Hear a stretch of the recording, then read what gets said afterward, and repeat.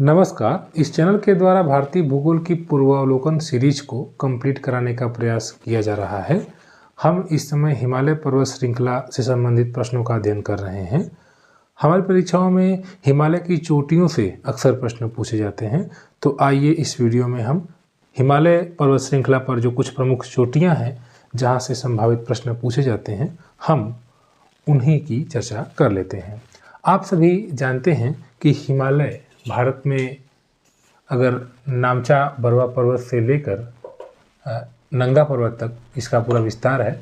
लगभग 2500 किलोमीटर की रेंज में फैला हुआ हिमालय पर्वत श्रृंखला 3 समांतर श्रेणियों में फैला हुआ आपको दिखाई दे रहा है, जिसमें सबसे अधिक सतत अगर आप देखें तो यह बृहत हिमालय है। इसको ग्रेटर हिमालयाज भी कहते हैं क्योंकि इसकी हाइट, इसकी ऊंचाई सबसे अधिक है। इसे हिमाद्री हिमालय भी कहा जाता है क्योंकि इस पर हमेशा बर्फ जमी रहती है। आप समझ सकते हैं, जिस पर्वत श्रृंखला की हाइट पूरी की पूरी 8000 मीटर से अधिक हो और 4400 मीटर से ऊपर ही पानी बर्फ बनने लगे, तो आप अंदाज़ा लगा सकते हैं कि यहाँ पर कितना बर्फ होगा। तो यह हमेशा बर्फ से ढका रहता है। इसके दक्षिण में आपको जो दूसरी श्रृंखला दिखाई दे रही है, ये लघु हिमालय की श्रृंखला है, और इसके दक्षिण में ये शिवालिक हिमालय की श्रृंखला है जो अधिक कटा फटा है। और आगे जैसे जैसे पूरब की ओर जाएंगे, ये तीनों श्रृंखलाएं ऐसा प्रतीत होता है कि एक जगह जाकर जुड़ जाती हैं। अभी आप अगर इसको देखें, इस क्षेत्र को, इसके पार अगर आप देखें, तब आपको 3 पर्वत श्रृंखलाएं दिखाई देती हैं, काराकोरम, लद्दाख और जांस्कर। यहाँ आप इस बात का ध्यान देंगे कि इन तीनों पर्वत श्रृंखलाओं को हिमालय के अंतर्गत नहीं रखा गया है क्योंकि इनकी उत्पत्ति हिमालय की उत्पत्ति से पहले ही हो गई थी। इसलिए परीक्षाओं में जब भी चोटियों से संबंधित प्रश्नों को हल करने के लिए आपके सामने आए, तो आपको यह ध्यान देना होगा कि एग्जामिनर ने आपसे हिमालय की जानकारी ली है या विश्व में सभी की। क्योंकि अगर विश्व के पर्वतों की बात की जाए या भारत के पर्वत की बात, यहाँ पर भारत के पर्वत की बात होगी, तो अगर भारत के पर्वत की बात होगी तो यह तीनों क्षेत्र भारत के ही हैं। परंतु सिर्फ हिमालय की अगर बात होगी तो फिर ये तीनों क्षेत्रों को हिमालय के अंतर्गत नहीं रखा जाएगा, इन्हें ट्रांस हिमालय के अंतर्गत रखा जाएगा। ये हिमालय के पार के क्षेत्र हैं। जैसा कि मैंने आपको बताया कि ये काराकोरम है, ये लद्दाख है और ये जांस्कर श्रेणी है। आइए हम पश्चिम से शुरू करते हैं। ये जो आपको पर्वत श्रृंखला दिखाई दे रही है, ये नामचा बरवा पर्वत है और आपको यह ध्यान देना होगा कि यह भारत के अधिकार क्षेत्र में माना जाएगा। और यहाँ जब सांगपो नदी निकलती है कैलाश के मानसरोवर के आसपास से, और यह जब पूर्व की ओर बहती है, तो इसी पर्वत श्रृंखला से यूटर्न लेकर भारत में प्रवेश करती है। आप इस बात को ध्यान देंगे, इस बात का। इसके बाद आप कंचनजंगा पर आएंगे और कंचनजंगा भारत और सिक्किम की सीमा पर लगी हुई है और यह भारत की सबसे ऊंची चोटी है। आप इस बात का ध्यान देंगे कि मेरे कहने का आशय है कि भारत पर हिमालय की सबसे ऊंची चोटी, क्योंकि यह पूरी की पूरी श्रृंखला जो है वह हिमालय की है। बात वही फिर से अगर आए, अगर आपसे यह प्रश्न पूछा जाए कि भारत की सबसे ऊंची चोटी, तब आपको फिर ट्रांस हिमालय पर स्थित K2 के बारे में बताना होगा। K2 जो कि भारत की सबसे ऊंची चोटी है, परंतु यह हिमालय का भाग नहीं है। इसलिए एग्जामिनर हमसे क्या प्रश्न पूछ रहा है, हमें यह ध्यान देना होगा। अगर एग्जामिनर ने हिमालय का नाम लिया तो फिर कंचनजंगा को ही भारत की सबसे ऊंची चोटी बताना पड़ेगा। इस बात का आप विशेष रूप से ध्यान देंगे। अगर एग्जामिनर ने यह पूछा कि भारत की सबसे ऊंची चोटी, तब फिर K2 आपको बताना होगा। आगे कंचनजंगा के बगल में आप अगर देखेंगे तो ये महाकालू पर्वत श्रृंखला दिखाई दे रही है जो कि नेपाल में है। इसमें यह पूछा सकता है कि अगर सिडनी बुलार्ड ने जो परिभाषा बताई थी, यहाँ सिंधु नदी बहती है, आपको इसके पहले की वीडियो में बताया था हमने। सिंधु और सतलज के बीच का ये हिस्सा है कश्मीर हिमालय है। सतलज और काली नदी यहाँ पर बहती है, तो इसके बीच का हिस्सा उत्तराखंड हिमालय है या कुमाऊं हिमालय इसको हम कह सकते हैं। इसके अलावा यहाँ से तीस्ता निकलती है, तो काली नदी से लेकर तीस्ता नदी के बीच का जो क्षेत्र ये नेपाल हिमालय है, और तीस्ता से लेकर यहाँ ब्रह्मपुत्रा के बीच का जो हिमालय है ये असम हिमालय है। तो आपसे यह प्रश्न पूछा जा सकता है कि एवरेस्ट किस हिमालय में है या नंदा देवी किस हिमालय में है, यानी कि इस प्रकार से प्रश्न आपसे पूछे जा सकते हैं। इसलिए आपने अगर यह परिभाषा समझी है इसके पहले की सिडनी बुरार्ड के आधार पर, तो आप ऐसे प्रश्नों को आसानी से कर लेंगे। अगर आपसे पूछा जाए नामचा बरुआ पर्वत किस हिमालय का भाग है, तो आप इसे असम हिमालय का आसानी से बता सकते हैं। आइए आगे बढ़ते हैं। यह एवरेस्ट हम देख लेते हैं, जो कि 8,848 मीटर ऊंचा विश्व का स्थल पर विश्व का सबसे ऊंचा भाग माना जा सकता है, पर्वत चोटी मानी जा सकती है, क्योंकि समुद्र के अंदर अगर आप मिड अटलांटिक रिज को आप देखेंगे तो वो उसकी हाइट इससे ज़्यादा हो सकती है। इसलिए हम समुद्र पर नहीं जा रहे हैं, हम स्थल पर ही रहते हैं।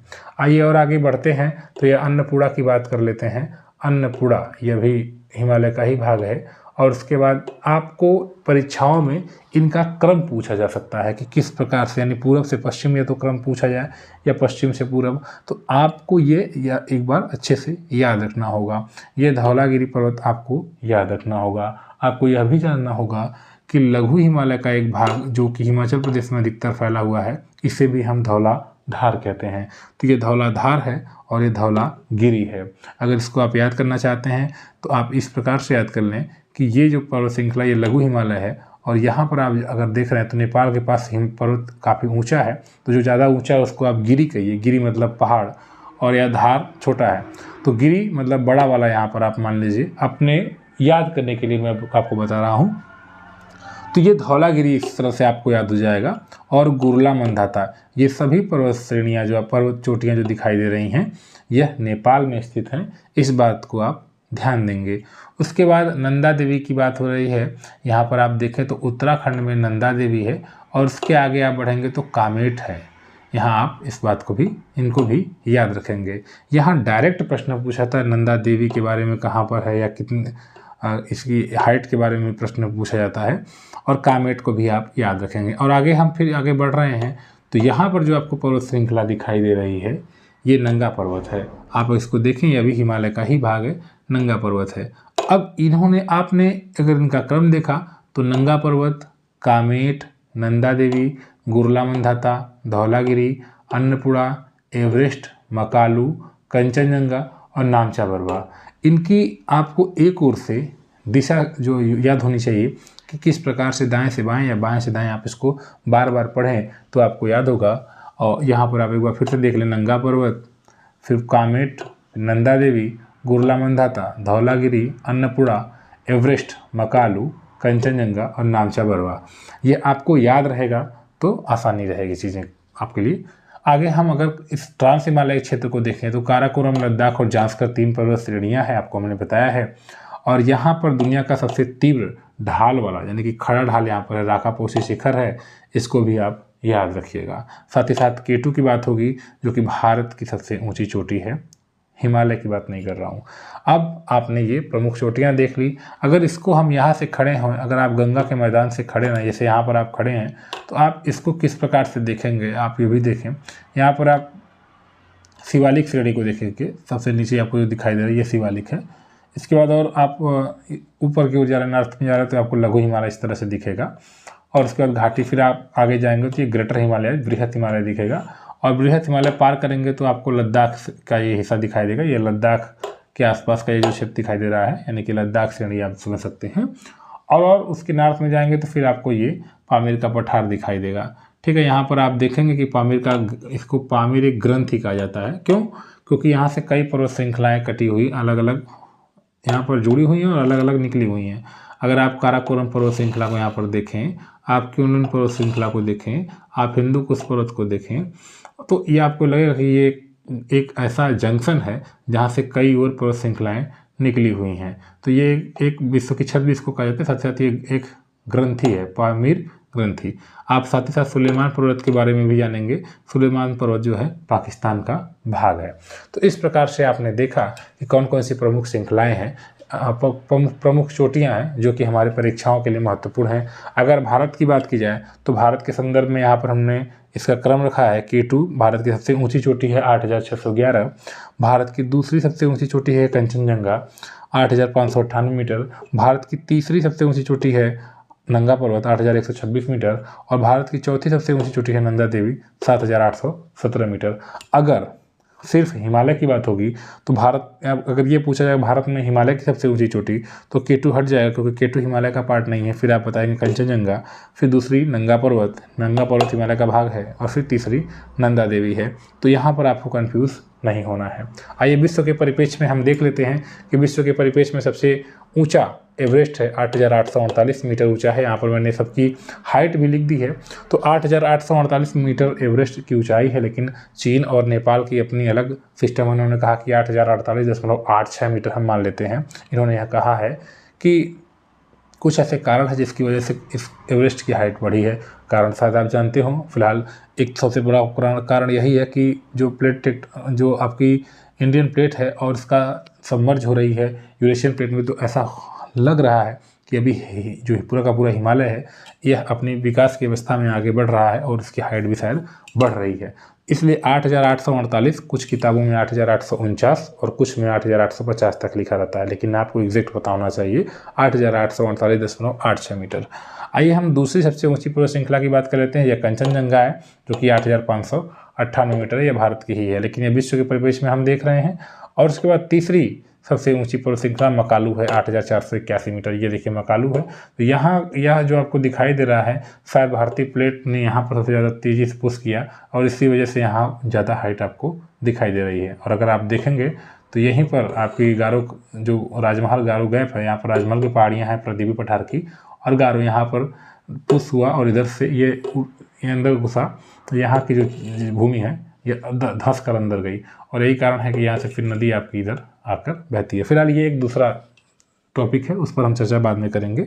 हम ये देख ले रहे हैं कि मकालू तीसरी सबसे ऊंची चोटी है जिसकी हाइट 8,481 मीटर है। आइए हम धौलागिरी की भी देख लेते हैं बात। धौलागिरी यहाँ पर आपको दिखाई दे रही है, चौथी सबसे ऊंची चोटी है, 8,172 मीटर इसकी हाइट है। उसके बाद नंगा पर्वत की हम बात कर लेते हैं। नंगा पर्वत यहाँ पे 8,126 मीटर इसकी हाइट है। उसके बाद छठी सबसे ऊंची चोटी अन्नपूर्णा की बात कर लेते हैं, 8,078 मीटर। इसी तरह नंदा देवी की आप बात करेंगे, 7,817 मीटर है। कामेट की बात करेंगे, 7,756 मीटर है। और इसी प्रकार से आगे अन्य पर्वत श्रृंखलाएँ हैं। फिलहाल आपको कम से कम 5 पर्वत श्रृंखलाएँ याद होनी चाहिए। अब केटू के बारे में हमने आपको बता दिया है। अब हमारी परीक्षाओं में पूछा जाता है कि एवरेस्ट पर चढ़ने वाली प्रथम भारतीय महिला, तो ये भी आप याद रखिएगा, बछेंद्री पाल हैं।